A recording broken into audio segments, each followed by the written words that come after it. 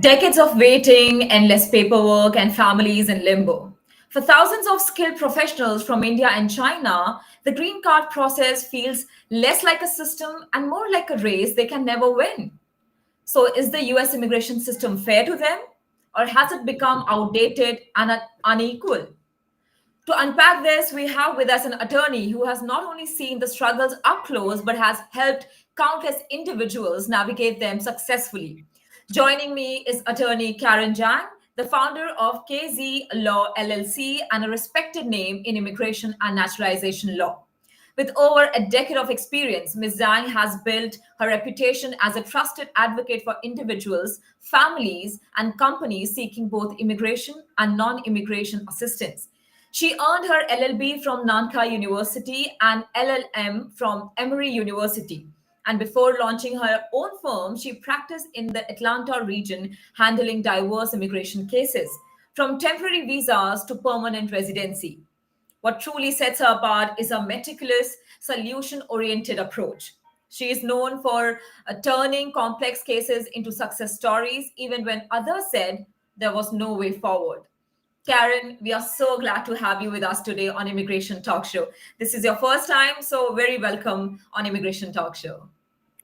Hi everyone. My name is Karen. I'm the founder of KZ Law, and I'm glad to be here today to go through some of the key points with Rajni and address of the immigration concerns of all the audience.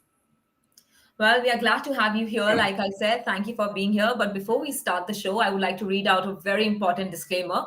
By watching our videos, you agree and understand that the information provided by our experts and attorneys, including comments and replies from users, is not legal advice. Use of information is at your own risk.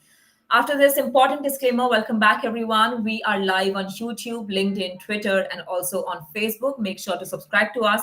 And if you have any questions that you would like to ask from Karen, make sure to post them in the comments below.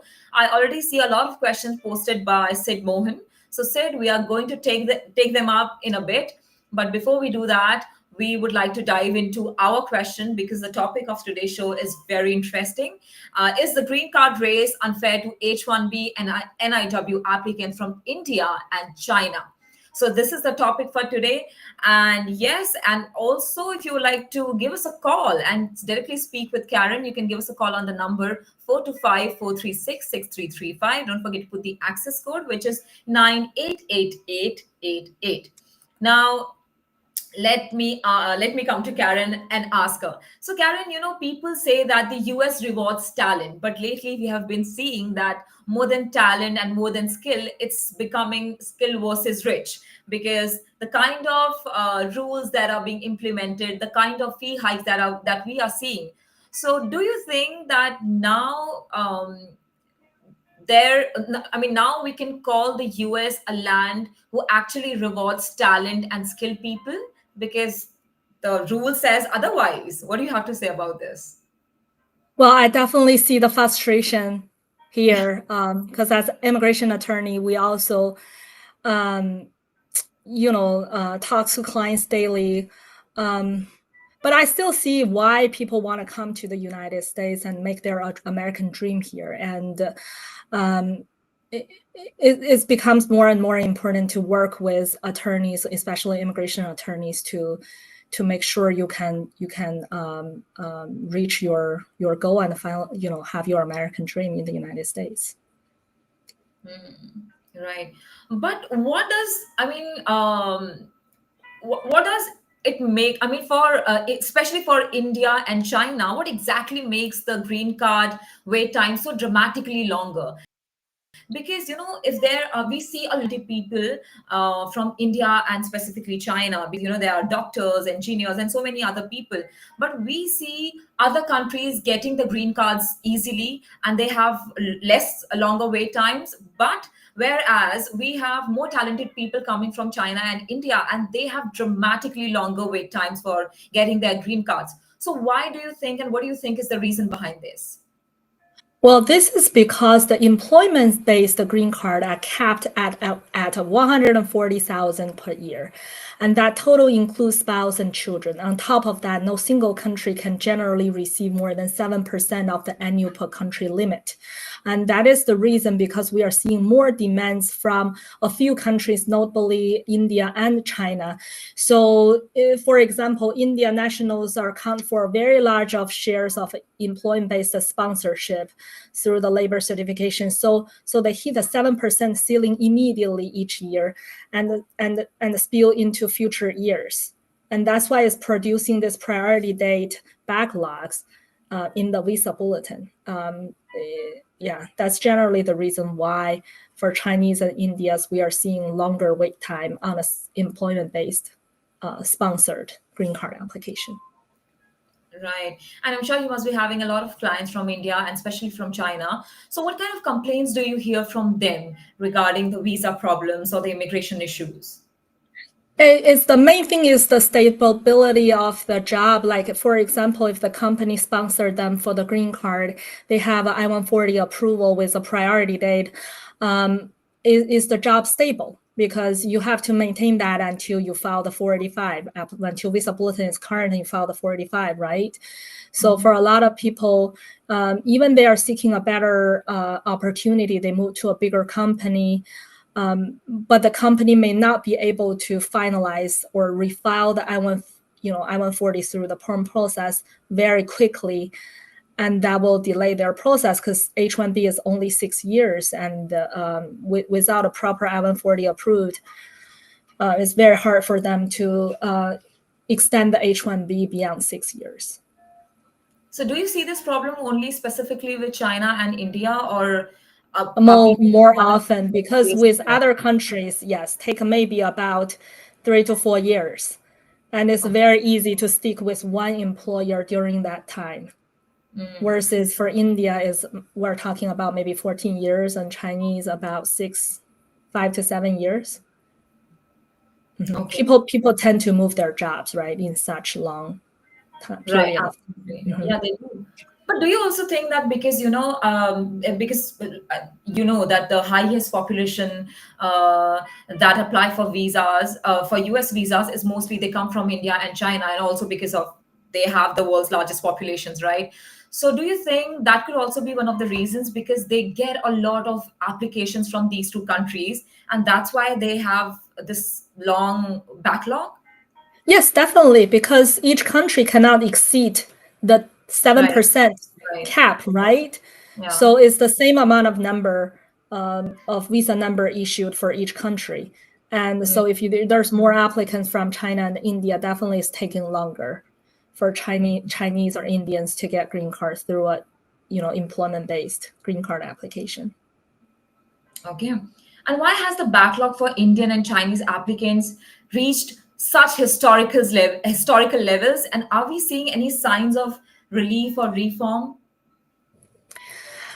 Well, unfortunately, I don't see any dramatic or reform that's going to solve the problem. The reason for that is because there's more applicants from India and China, because with the larger populations, so that caused the backlog. And unless the Congress really pass a bill that solve the problem, so we don't really see something actually solving the problem.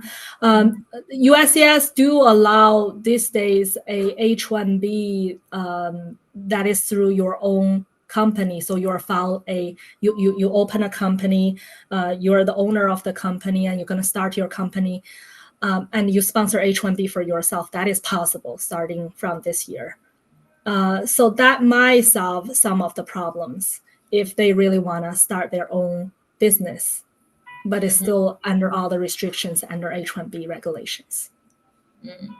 So, lately with whatever that is happening in the immigration system, we are seeing a lot of deportations happening, and we are every day covering on our channel, Immigration Talk Show, how, people from Mexico are being deported, India are being deported. So do you also hear similar news from your Chinese,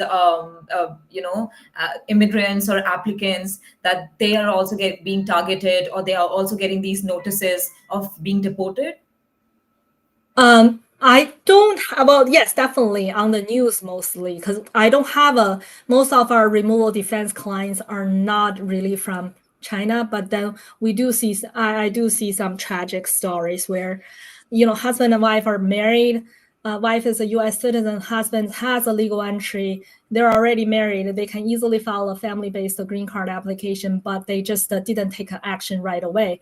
And, somehow the husband was just arrested on a passenger side, not driving, but he is on the passenger side, and detained. It just to make the whole thing. But he is eligible for bond. If they release him on bond, he can still file the case, pursue his case in the United States. But yes, you're right. A lot of these are really unnecessary because none of these people really have any criminal record. Yeah, but they are, or certain things is like, clients has a really minor criminal charges are put into deportation proceedings, but also not really get notified. The NTA was not served properly to client, but in the current environment, and they also very reluctant to reopen a case or something like this, and creating a lot of tragedies and unnecessary expenses for the families. Right. Okay. And Karen, we see, every day we hear a lot of tweets from President Trump, which he posts sometime in favor of China, sometime against China. So we always see this Cold War or this economy war happening, against China and the US. So do you think that things like these, or statements like these, or whatever that happens under the curtains, do you think that also somehow motivates or impacts the immigrants in some or the other manner? I think so too, because for some college graduate, when they are seeing this and it's really hard to find a job, like the main thing is, first of all, we don't really know how hard it is for a company. Maybe it's, for a company to sponsor a H-1B for a Chinese national or Indian national really did not really get harder. But with all this news, it just make the employer really nervous, and they, are reluctant to hire international students. So then many of them probably choose to go back to their home country. Mm-hmm. And what I've also noticed is with all the tariffs, it's not easy to make money here. So companies from overseas are less likely to really do business in the US market. This is what I've learned from my CPA, and she said it's less companies willing to open their branch in the United States, which also leading to less L1 applications, right? For those L1A applicants. Okay. And who benefits currently? Who benefits from the current country cap system, and who ends up losing out the most? The applicants from lower demand countries, like the rest of the world, basically other than Chinese and China and India, they benefit because their waiting time is less. Right. Okay. Mm-hmm. Okay. So, is there a way, maybe some way, or some kind of relief that India and Chinese applicants can expect? Maybe, if not in the near future, maybe a future that is far, far away. But do you have something positive that people from India and China would like to hear, or maybe are hoping to hear, especially We're hoping, but I guess until the Congress really pass any bill into an act, this is probably going to be. It is. It's better for clients to seek their own ways. Like, for example, we're dating a U.S. citizen, and you go through a family route, you go through an investment like a EB-5, or file your own NIW or EB-1 self petition. It's better to pursue other ways. Okay. And also, what are the most common frustrations that your clients from India and China share about the H-1B and NIW process today?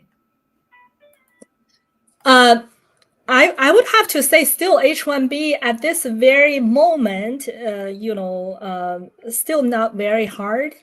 Probably very close to get targeted, but not yet. The main frustration is from NIW, the National Interest Waiver, because since last year, when all this big tech company has a massive layoffs, that's basically cut off their options for their employee to file a perm and I-140 applications, basically get I-140 through a EB2 or EB3 categories. So a lot of people are filing NIWs. So the NIW application with USCIS like increased dramatically, which now leading USCIS to increase their bar, like their scrutiny to approve an NIW application. They are definitely getting stricter, especially on the first prong of national importance. Like what you did, not only what your endeavor not only have a substantial merit, but actually reach to a level of national importance. And they're arguing a lot of this work that you did for a private company contribute to the company rather than, have a national importance. Okay. Thank you so much for answering all those questions so patiently and in so much detail. Thank you so much, Karen. And I see a lot of people posting their questions. Sid Mohan, David, Bhargav, all of them are here. They are continuously posting their questions, which they would like to get an answer. So maybe let me just take viewers' questions for some time and then we can move to our own questions. Yes. Yeah. Perfect. So let me take Sid's question first, since he posted, he was the first one to post. So he says H-1B approved in 2023 and renewal in September 2026. If I go for first-time visa stamping in 2026, then till how long will that H-1B stamp be valid? Is the stamp valid only till the H-1B renewal date? This depends on your country. Like for China, it's always 1 year. You have a 3-year approval, but it's always 1 year. But for most of the other countries, I think most likely you're still gonna get a 3-year visa stamp. But when you come into the United States, the I-94 will still be until the expiration of your 797 approval. Okay. His second question says, what do you suggest would be the ideal time to travel for first-time stamping, before or after H-1B renewal in September 2026? I think this also matters to your schedule. When do you want to travel? But you can travel after your H-1B got renewed, if the schedule works for you. This is more based on your own schedule, and also the availability of the visa stamping. Like how soon can you get an appointment? But would you advise him to risk it? Especially what's happening right now. So would you ask him to travel right now? Because it doesn't seem very good. I don't think any of my client had any issue traveling back in the H-1B these days. Okay. Certain client, if your field is very sensitive, like in China, some of my clients, still a very small portion. They're just get admin reviewed, and it may take longer for them to approve the visa. But if you're not in the really sensitive category, I think most likely it will be fine. Okay. So what are the red flags? I mean, if you're traveling, so what could be the red flags that you have to avoid?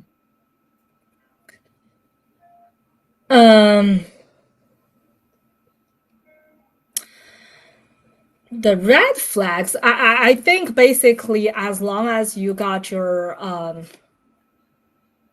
as long as you have your DS-160s properly filled, you have your documentation, your approvals, and your employment verification, most of the time it should be okay. Because I don't think I've recently heard anything from my clients that they really got stuck there.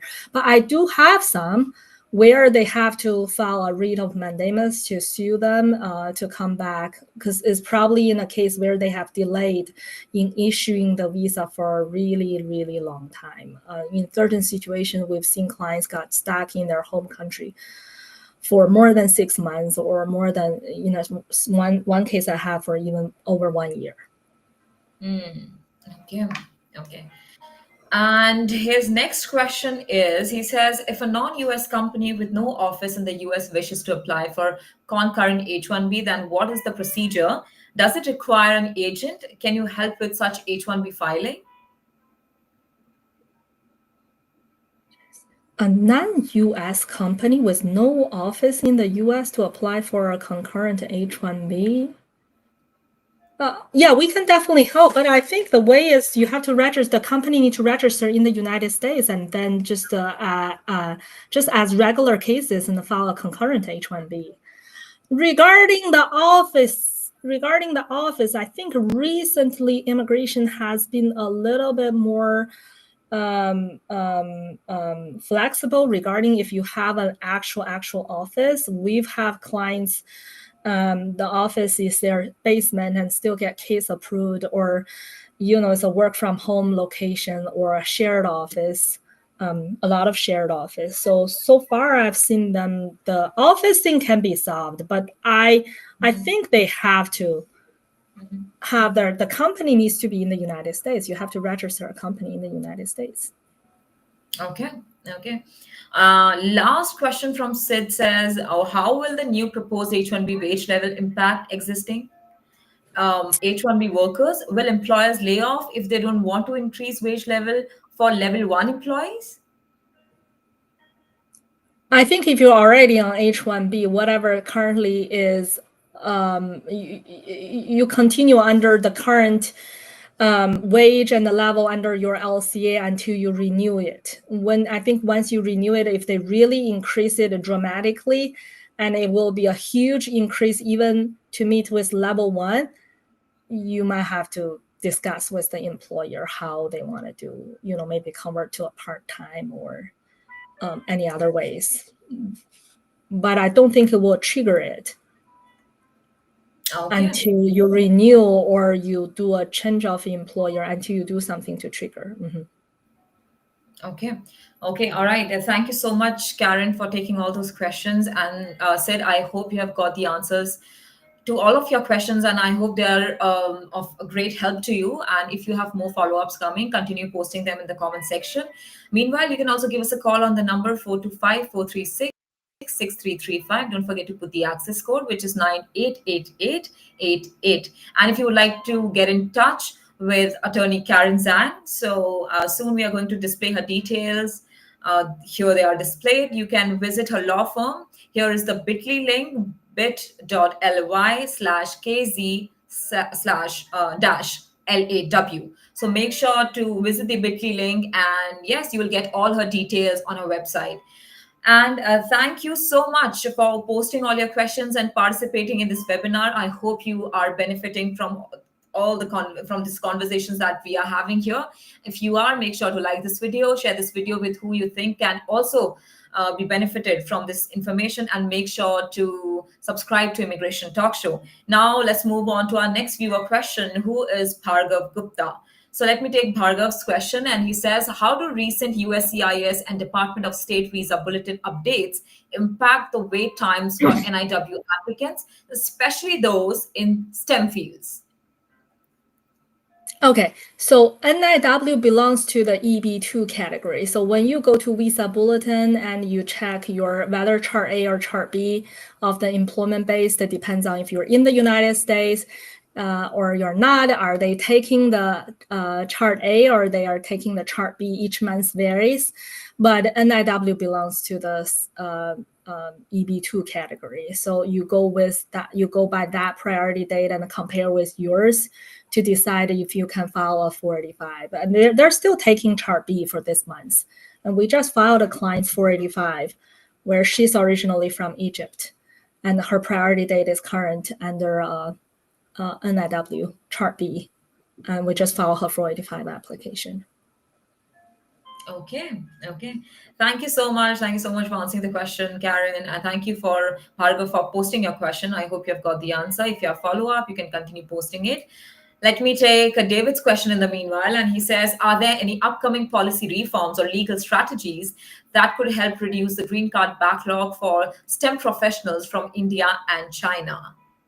Well, I think you already have answered it, but if you'd like to I again don't think give me anything solid. I really don't think anything solid, but not for green card, but I do think Yeah. for H-1B, since you can file through your own company, and if there is a client who really, wants to start his own, doing his business through his own company, even though may not be a whole solution for his green card application down the road, but definitely we've helped a lot of clients get H-1B approved, whether a completely transfer to his company or a current employment.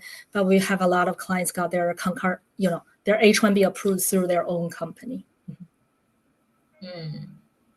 But Karen, don't you think we are hardly hearing anything positive lately? I mean, any news that comes up, any reform or any update that comes up, it mostly has been negative, right? Yes. So Yes. yeah.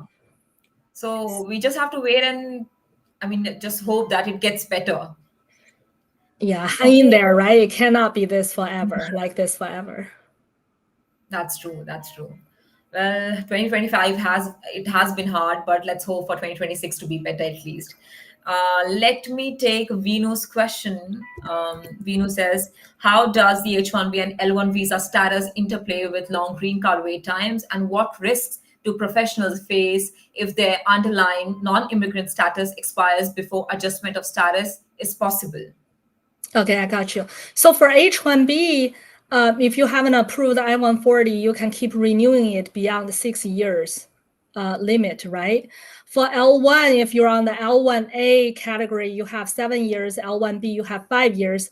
Once you finish 7 years or 5 years, you have to go back to your home country, to that company, work for 1 year, and then reapply and come back to renew it. Or certain clients choose to convert from L1 to H-1B if they win the lottery. That's also an option, but you need an approved I-140 and continue maintaining status in the United States while waiting for the priority date is current. And for L1, some clients I've seen is either they convert it to H-1B and have an approved I-140, or they just travel after 5 or 7 years and come back. Okay. They have to go back to their home country, the company, for 1 year before they reapply for the L1, A or B. Okay. Well, no. Let me correct myself. L1A, you have another option, which is the EB1C, which won't be a long wait. It's mainly the L1B has to travel. Okay. Any specific thing that they have to keep in mind while applying for that? For which one? The EB1C category? Yeah. EB1C category, that's right. You want to do it as early as possible when available, because L1A, you have 7 years, right? So you want to do it. You want to get an I-140 approval and make sure a priority date becomes current within that 7 years. So timing is still very important. There still might be a small chance you have to travel back, but most likely it should be okay. EB1C, yes. Because it belongs to the EB1 category, so the waiting time is much shorter. But if you're on the L1B, you don't have a special way to apply for green card other than the regular EB2 or EB3 category, and you may have to move back to the home country, work for the company for 1 year, and before you reapply for the L1B and come back to the United States.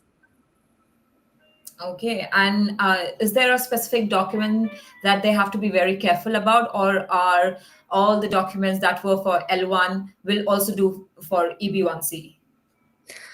L1A and EB1C are very similar. A lot of documentation, but you have to prove the financial ability to pay from the company side. So that's one actual part you have to. But they're similar.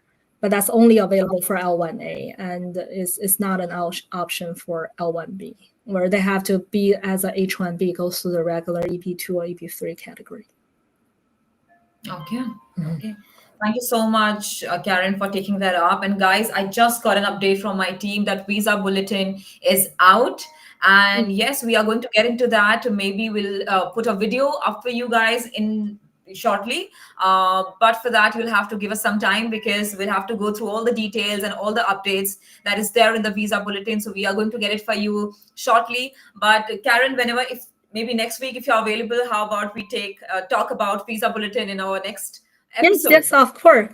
And I think it's out for November. It's not, the December is not ready yet. Okay. I think this November was already out. Yeah, it was out in October because they always release it a month ahead. I don't think they released the November visa bulletin yet. No, the December. No, they haven't released the December. Yeah. Okay. All right. So maybe there is some confusion or something related to that. Maybe we'll get into it later. In the next 1 Yeah, week. if it is out, we'll definitely put up a video for you shortly. But if it's not out, maybe we'll discuss it later. Okay, so how about, we move to our other viewer, Bhargav Gupta. Bhargav says, are there strategic ways applicants can position themselves to benefit from priority date movements?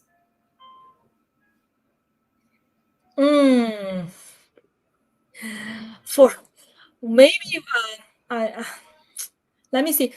Do you mean by chargeability? Like, for example, if you are, let's just say if you're from China and you marry someone from Taiwan, and due to the chargeability, you don't have to go with the visa bulletin for Chinese, and you can go with the rest of the world. Something like that might help.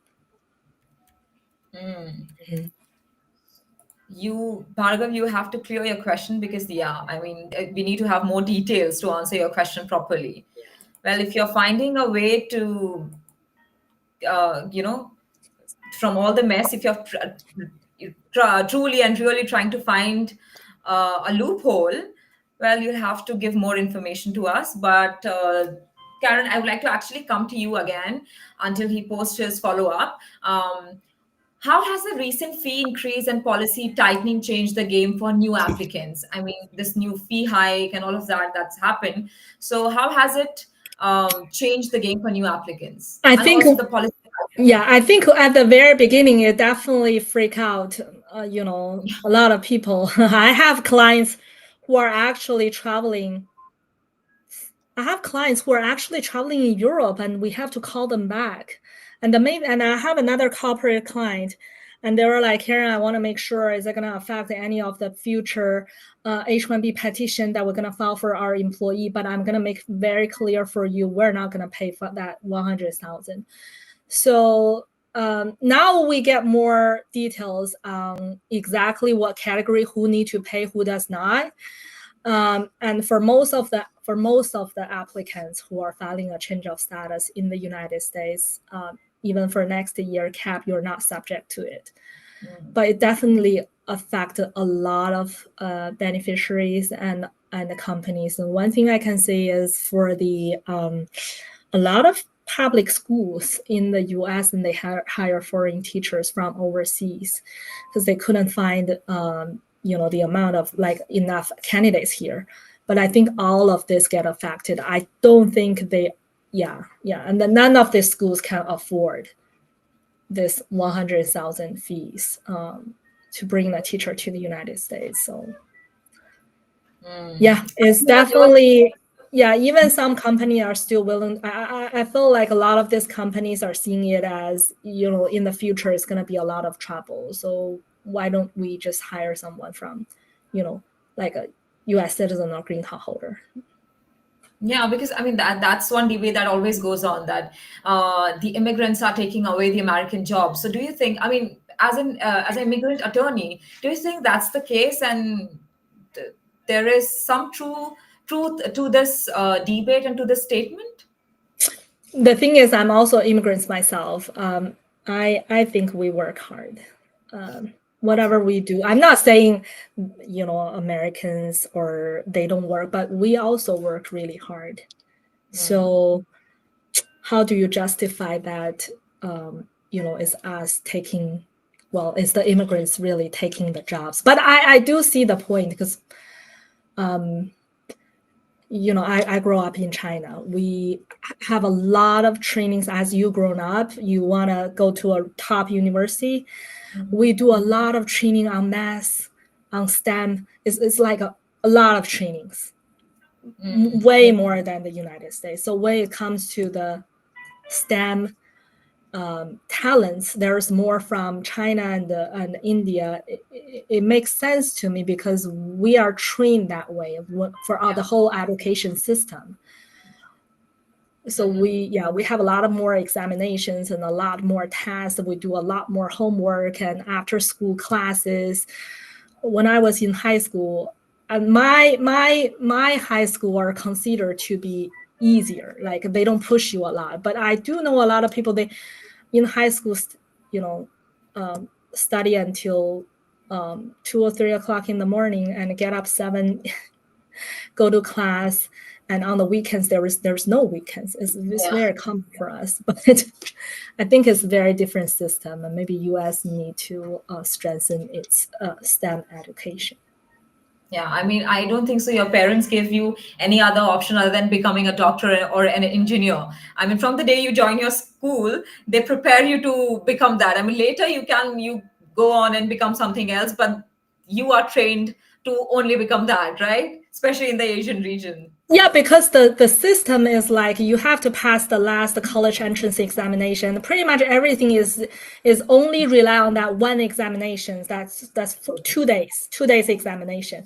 So you studied all these years from grade 1 or kindergarten all the way until 12th grade is for this 2 days of examinations. And if you do well, you go to the top university. If you didn't do really well, I mean, in nowadays, in some of the families, and they can send you overseas to study in the U.S., Australia, or in Europe. But that's still a really minor options for families, right? Because it has to be from a more wealthy family. So I do think we're trained that way.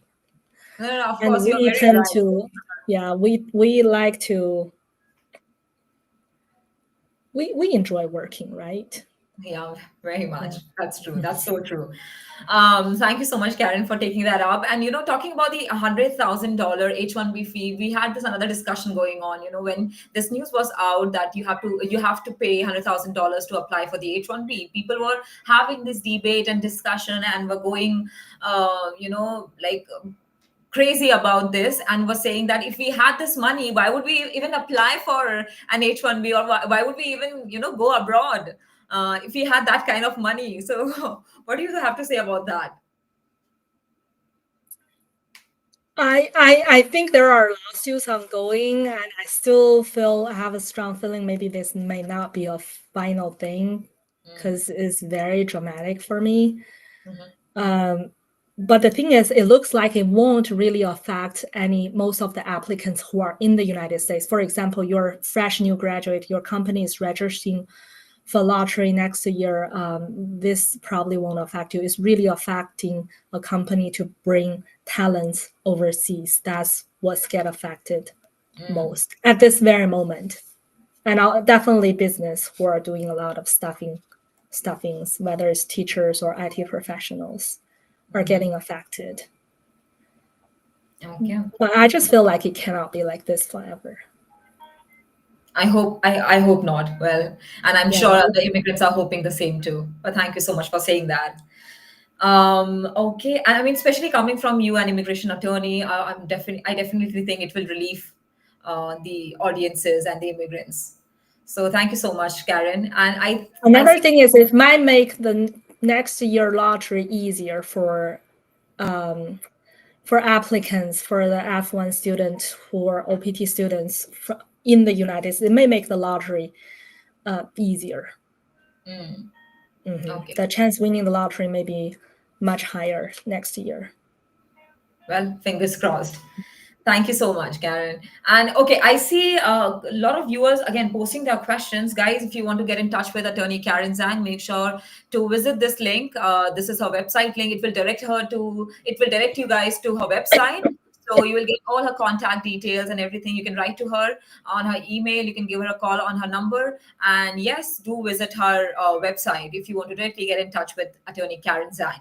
And now let me come to our viewers' question. Here is Sumit. And Sumit says, do you find any notable differences in how USCIS adjudicates EB2 versus NIW petition for Indian and Chinese nationals, especially in terms of RFEs or denials?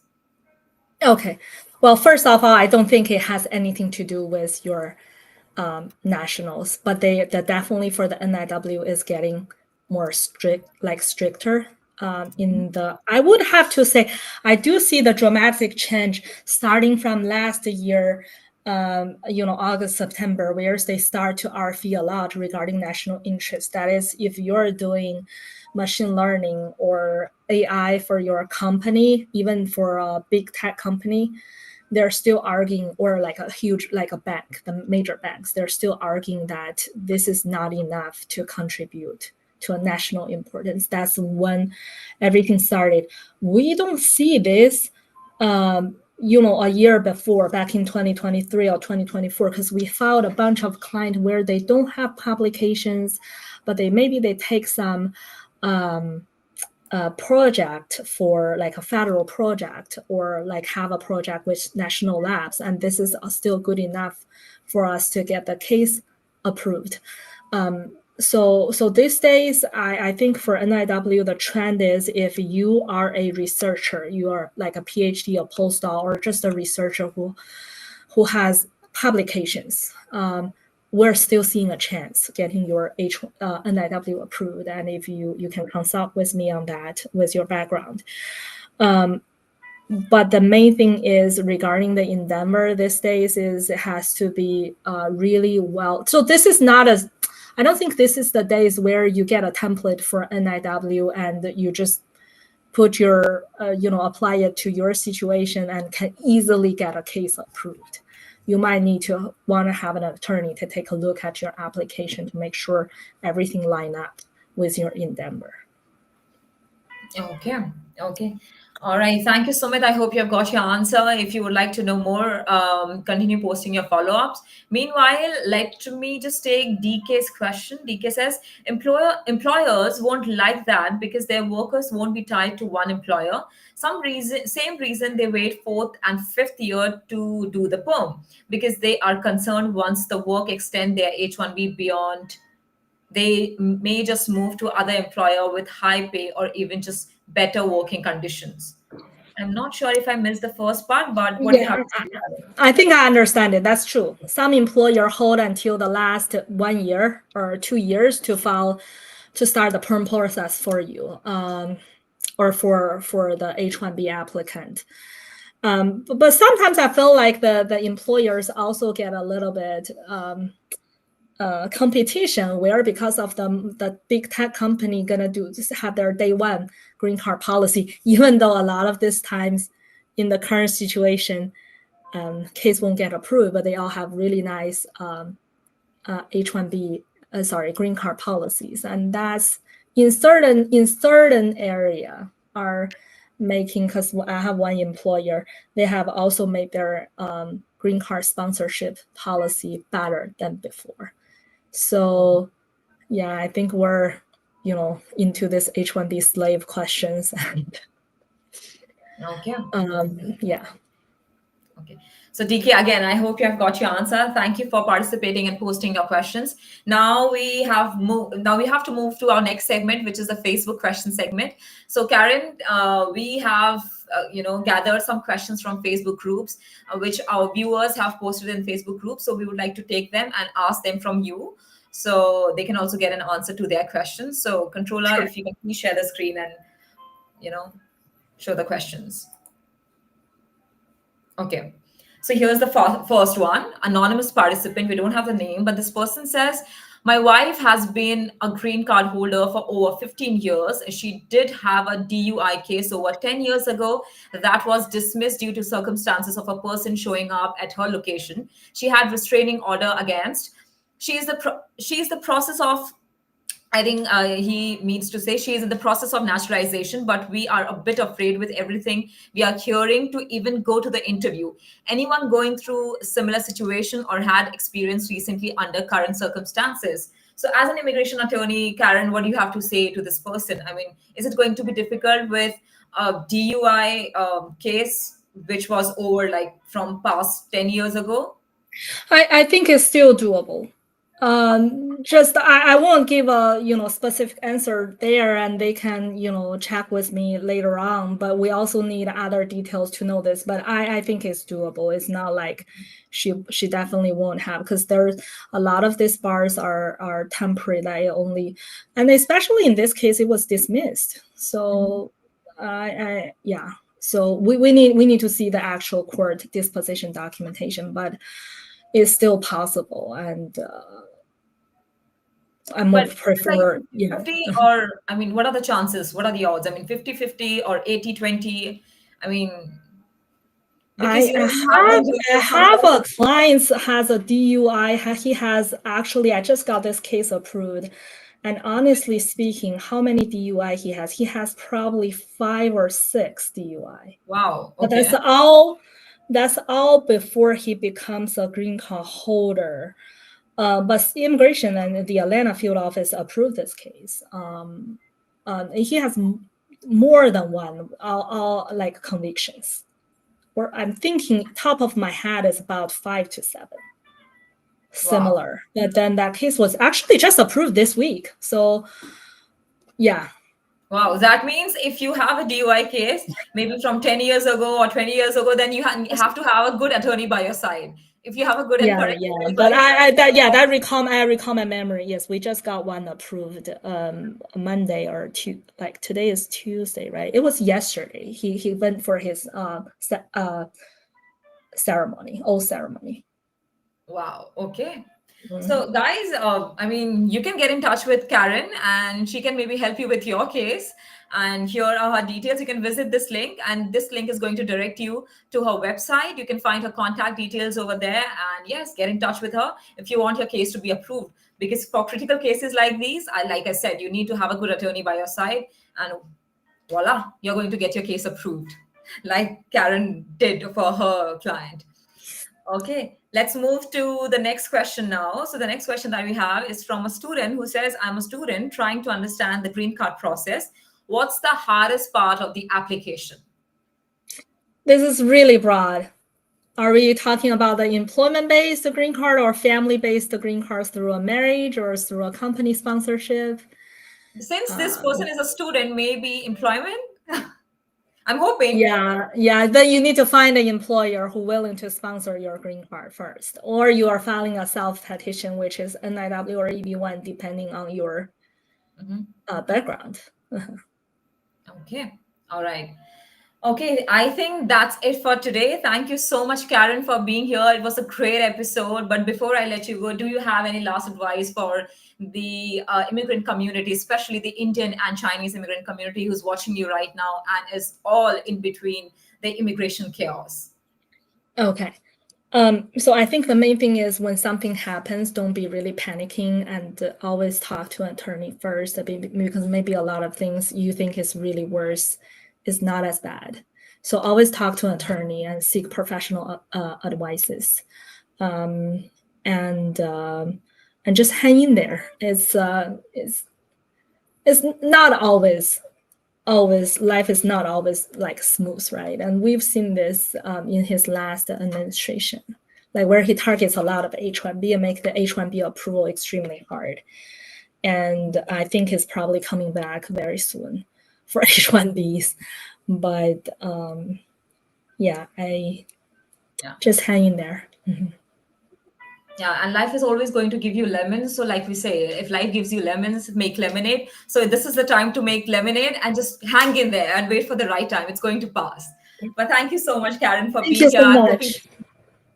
I'm hoping to see you very soon, maybe next week with another topic. And maybe because we still have a couple of questions left, how about we cover the same questions in our next episode? Share some of the recent NIW approvals from our firms, and some of the strategies if that's a topic everyone. I mean, it sounds like a great topic. Definitely, we can cover this. Yeah. I mean, who wouldn't love to hear about strategies?